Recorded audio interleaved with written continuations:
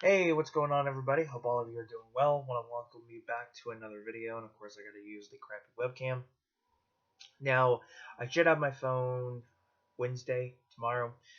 The guy at the AT&T store said Sunday that at least should have it by Wednesday. If not, then I would say Friday at the most. I'm hoping to have it soon. Excuse me.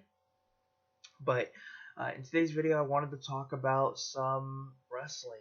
There's a lot of news in the wrestling world to talk about, so let's get into it.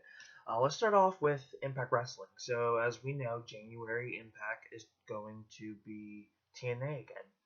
And one of the reasons for this change is due to the fact that apparently their partners overseas still use the TNA name. So it looks like that was a big reason to change it back to TNA. And don't get me wrong, I like Impact Wrestling, but I feel like there's a disconnection somewhere, and it just wasn't as good as it used to. A lot of the big names have gone to other promotions, and just the storylines don't seem that great like they used to. And it's just, I don't know, it's just kind of one of those things where I'm just like, are they ever going to do anything differently to make the product better? Now we're going back to TNA. And what does this mean? Well, it means a lot. We could get, well, of course, we're gonna get a new, um, set like ramp, Titantron ring, all that. I can't remember exactly what they call it, but we're gonna get a completely new set. I'm sure the stories are gonna be a little bit better. I'm hoping that we get, the return of some great matches. Um, they're not going back to the six ring, which is fine with me. I know a lot of it's kind of one of those mixed opinions. There are wrestlers who like it, and there's others who just don't care for it, and that's fine. TNA started with the four rings, the four, a standard ring before they went to, the six sides, and I just, as long as they're, make their product a little bit better than what it is now, that I have no worries with this. I would like to see the King of the Mountain match return, Ultimate X, and I'm sure these are going to be returned at, on a more normal basis, rather than just saving them for, specific pay-per-views. And that's one of the things I feel like it makes the shows a little bit better to watch. That's the one thing I love about TNA during its, probably during 2005, 2006, and 7 is that, they had these match types on standard television. And it gave you something to look forward to on the days that they were on. Excuse me. You could, flip the channel, go watch TNA. Oh, hey, tonight we got an Ultimate X match, and it's like, oh, sweet, and that draws you in. I don't watch TNA like I used to, or Impact Wrestling as it is now. So January, I didn't. I watch it here and there, and it's just to kind of get caught up on everything. But it's not the same. Now I'm sure a lot of you guys who've watched know when they changed their name, but for those who haven't, TNA changed their name to Impact Wrestling. Um, I want to say 2000 and I wouldn't say it's 2011. I want to say it's like 14. I can't remember exactly what year it was, but I know it wasn't, like it's not recent, and it's not like 20 years recent, 20 years ago. I'm still tired. I feel like I have no idea where I'm going on this. But they incorporated a storyline of Mick Foley being like the executive for Impact Wrestling or TNA, and then he came in. He had the storyline with Flair, Hogan, and Bischoff. Changed the name from TNA to Impact, and then they just kept it from there. But now they're going to change it back to TNA. I'm excited. I'm hoping they do a lot of changes. We get the ring's gonna look different, new set, you know, but maybe we'll start seeing more of these bigger matches quite often rather than what we've tend to get, which is not a whole lot. Usually they're big matches or on pay-per-views, which I feel like is boring. You got to have some type of, they really draw eyes. You got to do something when it comes to these shows. You don't have to do an Ultimate X every week, but if you were doing at least different match types here and there throughout the month, that really draws in people to watch. It helps in some way, helps feuds be more entertaining, helps the storylines be a lot more entertaining. So yeah, I'm excited. I'm excited to see January they got a pay-per-view going, and that's kind of where it's gonna transition to the from Impact to TNA. So I'm excited about that. So let me know what your opinions are down in the comment section below on that. Next, we have Damage Control. So as we know, Asuka recently turned heel on Friday Night SmackDown and is now joining Damage Control. And now there are rumors, which really they're not rumors. I'm sure it's going to happen, that they're going to turn on Bayley and that Dakota Kai is apparently going to be part of the group just for a little while. But then again, Dakota Kai could be the leader of this. She could be the mastermind of this. I don't know. But one, I gotta give WWE credit because one, it looks like they're trying to take those that they have in some way they don't have a whole lot of creative ideas for them. See, still tired. So I think what they're doing is trying to make these storylines to where like you have a group that joins forces and things like that. And the talk is that they're going to turn on Bayley, and that's going to give Bayley her face turn. Yeah, I think this will be great. I think Bayley's a long overdue for a face turn.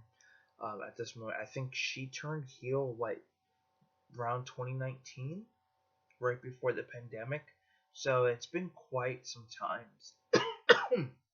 Excuse me. And I thought they were going to. I thought when she was out with her, when she was injured, when she was out with her injury, I really thought they were going to, turn her face, but that wasn't the case. And it does seem like they really don't know what they've been doing with Damage Control. I was really hoping that this team would have been they would have done really well. And I thought at one point they were going to give the group, the women's tag titles and one of the world, either SmackDown or Raw's women's championship. But they never did that, and I kind of feel like they dropped the ball on that. It could have made Damage Control a really strong team. And not only that, but they could have incorporated others into the group and could have had all, the big titles in the women's division, but that didn't happen. And that's okay. I mean, it's kind of expected, but there's rumors or talks that they're going to turn on Bayley, which is probably going to be true, and then Dakota Kai is going to be apparently in charge. Excuse me, but then they'll turn on her, and it makes sense. Excuse me. Now, there are talks that there's two other members supposedly joining Asuka and Io Sky's group. They said one of the members to join is somebody we are not even going to expect, and then there's another name. So it's going to be interesting to see where this goes. I'm excited. I really am, because I feel like it's going to make this group, whoever they are, a really dominant force, and I think it'll be awesome. So definitely let me know what your thoughts are on the whole Damage Control, Asuka, Io Sky storyline. So the next topic is Drew McIntyre joining the Judgment Day. So if you guys watch Monday Night Raw, he came in and interfered in the tag match to allow Damian Priest and Finn Balor to retain the tag team titles. That's also last night we saw JD McDonough become a full member of the Judgment Day. So that is awesome. And now we have McIntyre apparently joining. So now there are rumors going around that we are going to, each team for the War Games is going to have a partner. It's going to be a 5-on-5. So there was speculations that Drew McIntyre was going to be joining the Judgment Day, which we see, and now we have an open spot for the baby faces, and apparently the rumors are that Randy Orton is set to return to join the team, and I think this is going to happen. I think it's going to happen next week on Monday Night Raw. Next weekend will be Survivor Series, so it makes more sense to have him, especially if you're gonna have somebody else making their return to Survivor Series, and I will get to that topic next. But yeah, I'm really liking the Judgment Day, the storyline. I find the Judgment Day to be a little bit more entertaining than I do the Bloodline.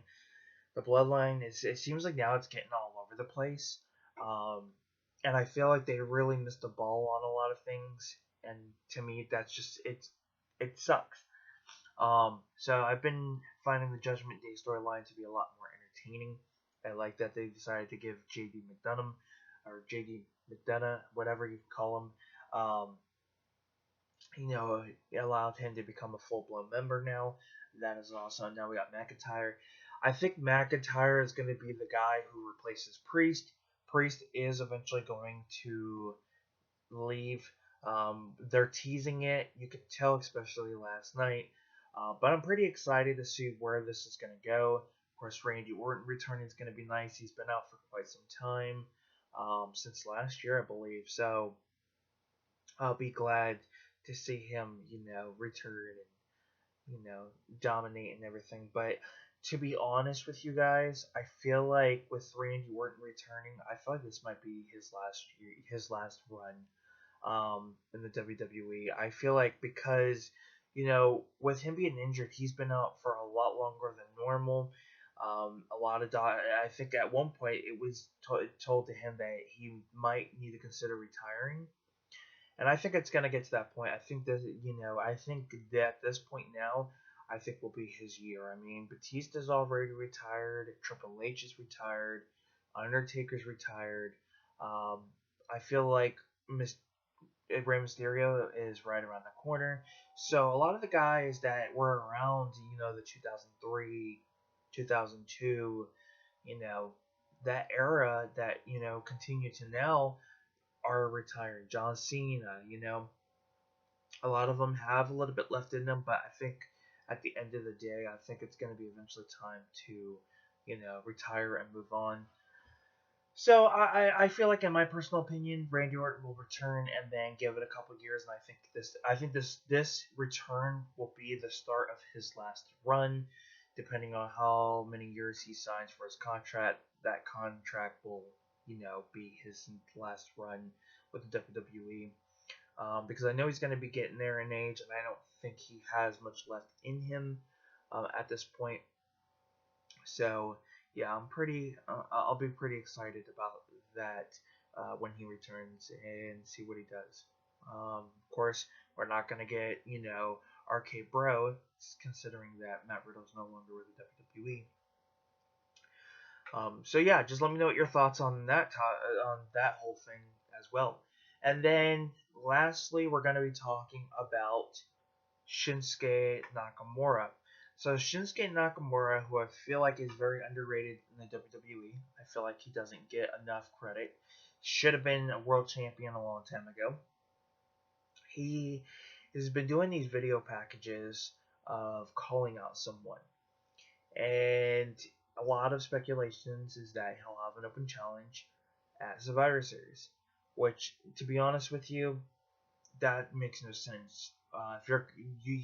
These promos, or not promos, but video packages, he is specifically talking to someone, and I feel like that person will answer on Monday Night Raw or at Survivor Series themselves.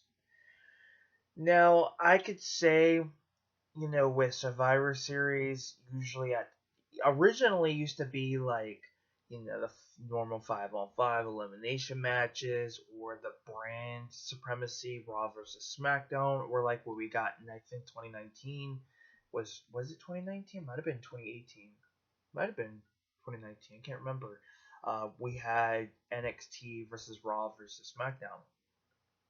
Now, at a I could say with WWE being predictable, I could say it's AJ Styles, which would be cool to build that feud. But at the same time, it really makes no sense because right now we haven't really had any storyline where it's brand versus brand. I don't think that'll happen until next year, considering they just brought in Nick Aldis. So I really think that could be something that happens next year. But at the same time, be like, well, why would he face AJ Styles when AJ Styles got taken out from Sokoa? And I feel like and of course AJ Styles on SmackDown, so I feel like if he was to return, that would be more towards him going after Solo for taking him out. So that makes sense. Excuse me. But a lot of times WWE doesn't make sense. But everybody has been speculating it's CM Punk. And I'm starting to truly believe that. Now, I know I've been reading a lot of comments on a lot of YouTube videos that I've been watching about this, and people are saying, oh, CM Punk's not returning, blah, blah, blah. And these are probably the same people who said Edge wasn't going to AEW, and look what happened. And I feel like the reason WWE would bring CM Punk is for multiple reasons. Number one, Vince McMahon's not really in charge anymore. And as you guys can tell, it looks like TKO is trying to slowly push him out. So that's probably one reason why CM Punk can return to WWE and why he wants to return. Number two could be, AEW got Edge. So WWE needs to step up their game in a similar way. Why not bring CM Punk?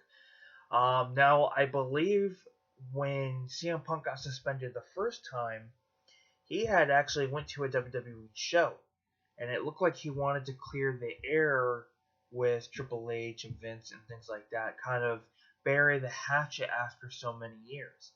And there is that possibility that had happened, which would be a reason for him to return. And I believe at one point, once all this drama went down, and a lot of people are putting the blame on Punk, but it's not just CM Punk.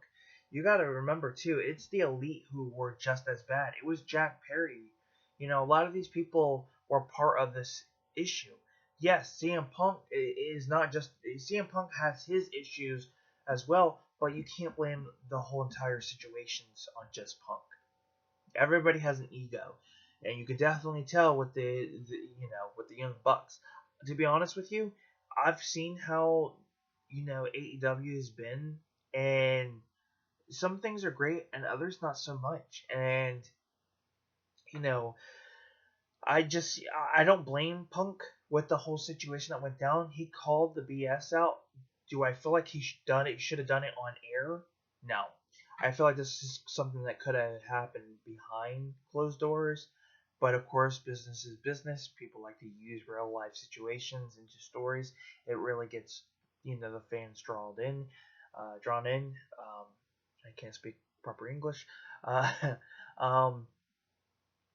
at the Matt Hardy and Edge situation with Lita. They took that real life situation and put it into a story, and it worked.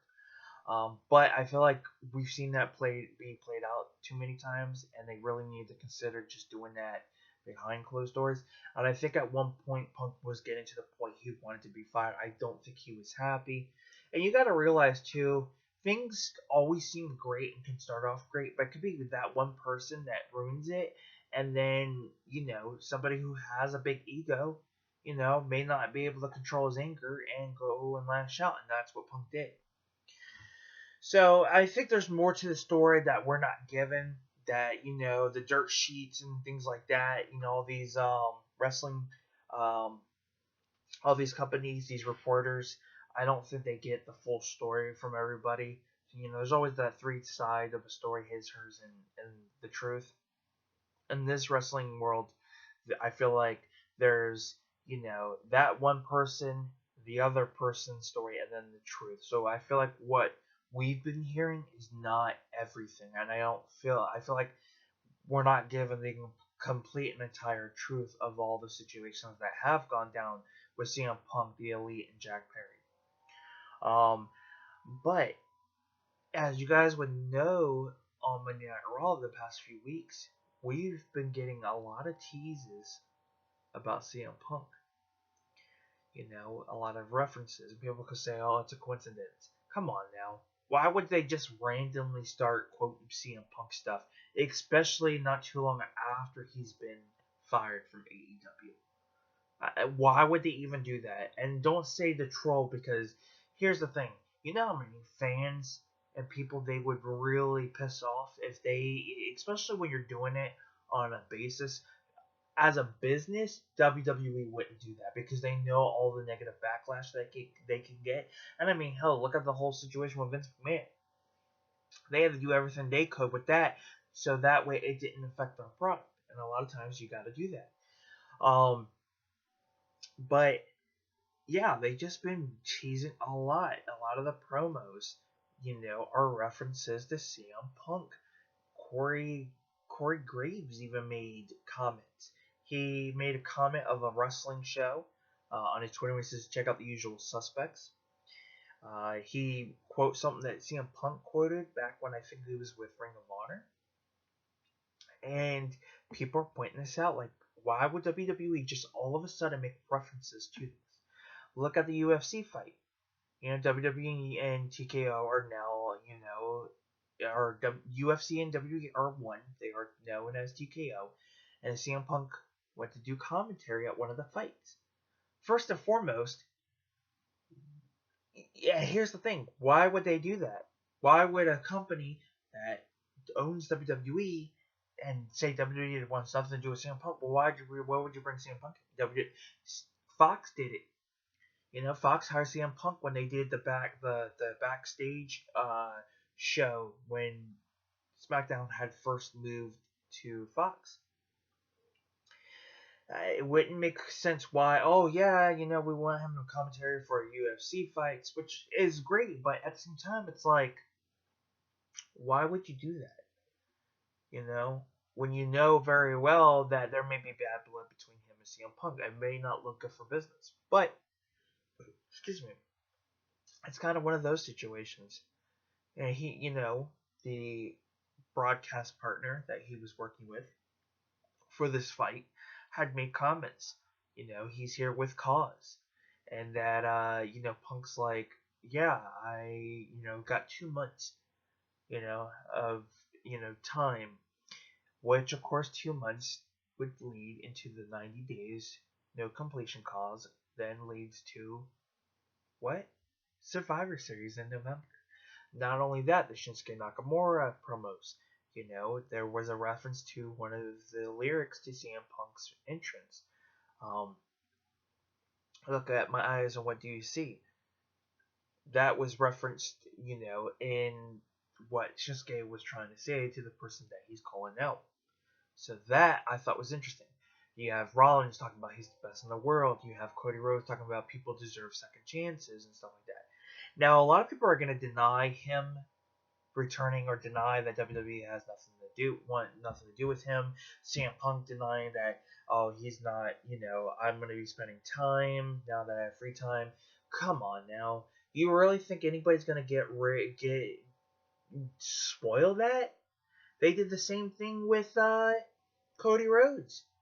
There was a story that stated that Cody Rhodes had cut, signed. There was a possibility he was signing a better deal with AEW, and he didn't. He showed up at WrestleMania. So, in 2021, so it was like, what was it, 2021? 2022. Yeah, came back came back last year, 2022. There were speculations, Cody Rhodes isn't coming back, or, all these, wrestling observers and Fightful and all these other different companies that were reporting it were like, oh no, yeah, there's no interest in Rhodes going to WWE, blah, blah, blah. And then what happens? He shows up at WrestleMania, and they're doing the same thing. That they're doing it. They don't want to spoil that, especially CM Punk being a big name. You do not want to spoil that. You know how big of a pop that's going to get? I think recently at one of the on I don't know if it was Raw or SmackDown, they had um chants from the crowd saying CM Punk, um, which I thought was funny. But there's a lot of references. I don't feel like it's a coincidence. Why would you even do that? What, to troll? What would that benefit you for being a $1 billion corporation? Uh, why now? Why wouldn't you do that with any other situation? Like, it makes no sense whatsoever. Am I all for CM Punk? Yes. I feel like CM Punk will return. I feel like this is where he's going to end his career. And I feel like this is where he'll retire and go into the WWE Hall of Fame.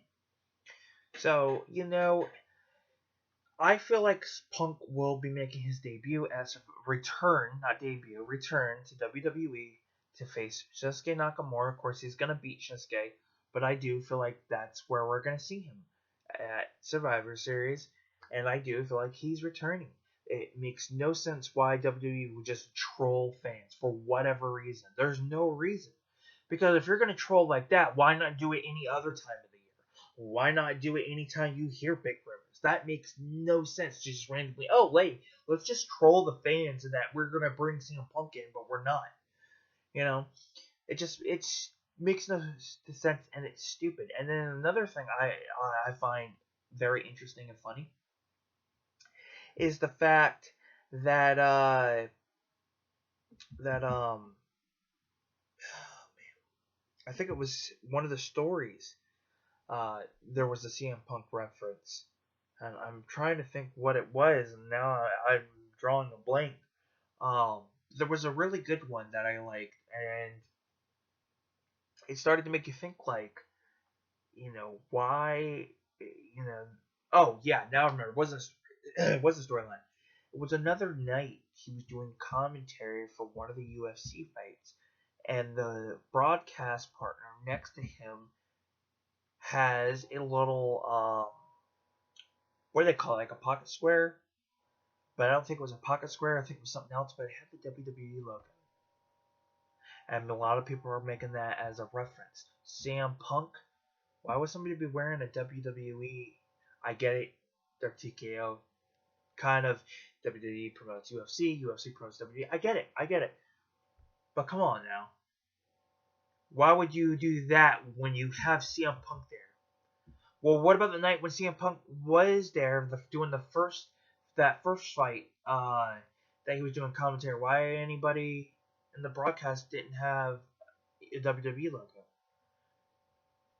Coincidence? I don't think so. I think WWE is really trying to do everything they can to hide the fact that they signed CM Punk. I think they're trying everything they can to not blow this surprise. And I just don't find why WWE would just do it to troll people. It makes no sense. And just randomly do it when you control it. They could have done the trolling with Cody Rhodes. They could have done the trolling with Edge. They could have done a lot of things, you know. And it just same with AEW. You know, people didn't think he was gonna go. Edge wasn't gonna go there. There was, oh yeah, Edge is not showing up at AEW. There was talks, but again, they did it so they didn't spoil anything, and then he showed up. So that's the thing. I don't think the companies are going. Nobody's gonna blow it for you. I mean, if by now I think a lot of us know it's going to happen, but at the same time, those who keep denying that it's not going to happen, you're going to have to accept it. I mean, these are the same people that said Edge wasn't going to AEW, and bam, Edge went to AEW. And it fascinates me with wrestling fans. It does. I read all the comments, and it's so funny because you got those who deny everything so much. Oh, Edge ain't going to AEW, Edge, blah, blah, blah. Edge shows up. Then what do they have to say? Nothing. And, people say, well, wrestling fans are toxic. Wouldn't say they're toxic. I just don't think they know what they want, and sometimes they can't make up their mind on what they want. To me, yes, I would like to see CM Punk return, which means would be perfect timing because then CM Punk would be in WWE 2K24. And that could be one of the biggest reasons too to surprise. I imagine it like this: CM Punk shows up at you know Survivor Series, and then he's the pre-order for WWE 2K24. That would be awesome. Um, but yeah, this video is already at 30 minutes. I've dragged this video on way too long, but let me know what your thoughts are, guys. I feel like CM Punk's returning. I think it's written on the wall. It would make no sense for them to be trolling people, and where they're trying to do the same thing they did with Cody Rhodes, and kind of similar to Edge in a way. They don't want to spoil surprises. They want these people to show up and get the biggest pop that they can, and I feel like if they ruined it, it would hurt the product. But I just don't think it's coincidence. It would make no sense why they would just do it to just troll fans. That makes no sense considering they are a big company and they do a lot of charity work. Trolling would not look good for them in a business standpoint. But and you got to think too. Now it seems like they're trying to compete with AEW in some way, and AEW is trying to compete against them. Um, right after Vince is kind of getting away a little bit, you could start noticing a change. And yeah, I think CM Punk's returning. But let me know what your thoughts are on any of these topics that I've talked about down in the comment section below. Would love to hear your thoughts. Give this video a like if you enjoyed it. And if you haven't subscribed to the channel yet, go ahead and hit that subscribe button. I do collection updates, unboxings, movie reviews. I do wrestling prediction videos, or I talk about my thoughts on whether that's talking about TV shows, movies, celebrities, and just anything movie and TV related or wrestling related. And I'll have a lot more coming soon as well. So with that being said, I'm Film Talk with Mike, and until next time, guys, we'll talk films. Peace.